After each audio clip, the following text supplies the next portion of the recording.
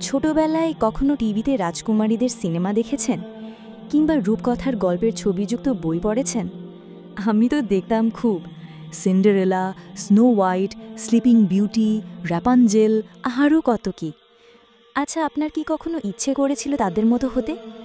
আমার তো ভীষণ ইচ্ছে।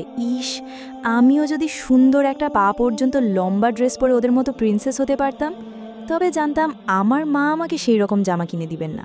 এইভাবে আমার ছেলেবেলার স্বপ্নগুলো মাটি চাপা পড়ে যায়। কিন্তু এখন আমার সেই ছোটবেলার স্বপ্ন পূরণ হয়েছে। আমি এখন নিজেই প্রিন্সেস, তবে অন্যভাবে, বোরকা এবং হিজাব দিয়ে। আলহামদুলিল্লাহ। লম্বা একটা অনেক ঘেরওয়ালা ঢিলেঢালা বোরকা পরলে নিজেকে কি প্রিন্সেসের চেয়ে কম মনে হবে? হিজাবে প্রিন্সেসই না হয় হলাম।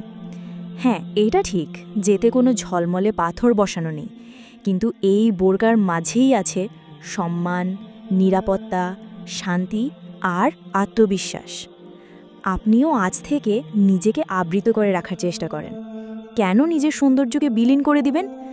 আপনি বরং সুরক্ষিত রাখুন আল্লাহর সন্তুষ্টির জন্য।